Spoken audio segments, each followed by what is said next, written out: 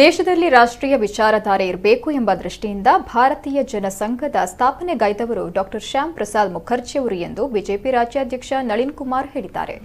ಅವರು ವಿಜಯ ಯುವ ಸಂಗಮ ಎಕ್ಕಾರು ಇದರ ರಜತ ಸಂಭ್ರಮದ ಪ್ರಯುಕ್ತ ಡಾ ಶ್ಯಾಮ್ ಪ್ರಸಾದ್ ಮುಖರ್ಜಿ ಇವರ ಜನ್ಮದಿನದಂದು ಎಕ್ಕಾರು ಕೆಂಚಗುಟ್ಟೆಯ ಕೇಶವ ವಿಮಲ ದಂಪತಿಗಳಿಗೆ ನಿರ್ಮಿಸಿಕೊಡಲಾಗುವ ಮನೆಗೆ ಶಿಲಾನ್ಯಾಸ ನೆರವೇರಿಸಿ ಮಾತನಾಡಿದರು.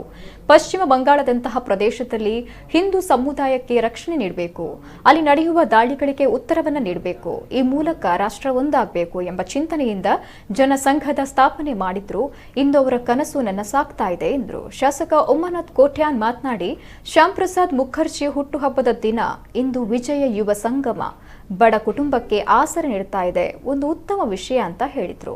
ಕಾರ್ಯಕ್ರಮದಲ್ಲಿ ಎಕ್ಕಾರು ಪಂಚಾಯತ್ ಅಧ್ಯಕ್ಷೆ ಸುರೇಖಾ ರೈ, ಜಿಲ್ಲಾ ಬಿಜೆಪಿ ಅಧ್ಯಕ್ಷ ಸುದರ್ಶನ್, ಜಿಲ್ಲಾ ಪಂಚಾಯತ್ ಮಾಜಿ ಉಪಾಧ್ಯಕ್ಷೆ ಕಸ್ತೂರಿ ಪಂಜಾ, ಬಿಜೆಪಿ ಮಂಡಲ ಅಧ್ಯಕ್ಷ ಸುನಿಲ್ ಆಳ್ವಾ, ಜಿಲ್ಲಾ ಬಿಜೆಪಿ ಉಪಾಧ್ಯಕ್ಷ ಈಶ್ವರ್ ಕಟೀಲ್, ಧಾರ್ಮಿಕ ಪರಿಷತ್ ಸದಸ್ಯ ಭುವನಾಭಿರಾಮ ಉಡುಪ, ವಕೀಲರಾದ ಜಗದೀಶ ಶೇನವ, ಸುಮಾ ಬಿ ಶೆಟ್ಟಿ, ಸಂಸ್ಥೆಯ ಅಧ್ಯಕ್ಷ ಆದರ್ಶ ಶೆಟ್ಟಿ ಎಕ್ಕಾರು, ಗೌರವಾಧ್ಯಕ್ಷ ರತ್ನಾಕರ್ ಶೆಟ್ಟಿ ಎಕ್ಕಾರು ಮತ್ತಿತರರು ಉಪಸ್ಥಿತರಿದ್ದರು.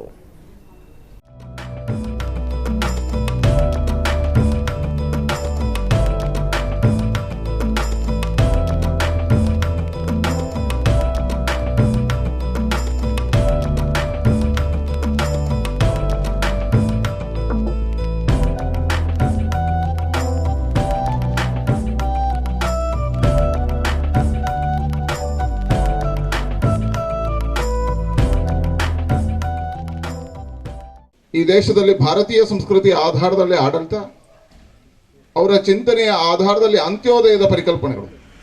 ಈ ದೇಶದಲ್ಲಿ ಹುಟ್ಟಿರ್ತಕ್ಕಂಥ ಪ್ರತಿಯೊಬ್ಬನಿಗೂ ಹಕ್ಕಿದೆ.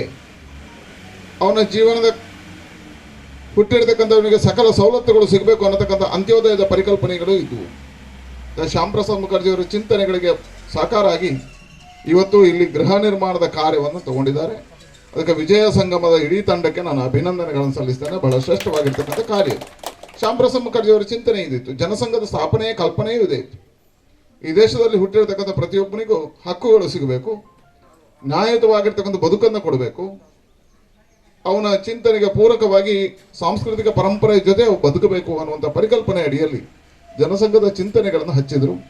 ಇವತ್ತು ಆ ಕಾರ್ಯವನ್ನು ವಿಜಯ ಯುವ ಸಂಗಮ ಮಾಡ್ತಿದೆ. ಭಾರತೀಯ ಜನತಾ ಪಾರ್ಟಿ ಮುಲ್ಕಿ ಮೂಡಬಿದ್ರೆ ಕ್ಷೇತ್ರ ಅದಕ್ಕೆ ಕೈ ಜೋಡಿಸಿದೆ. ಅಭಿನಂದನೆಗಳನ್ನು ಸಲ್ಲಿಸ್ತೇನೆ.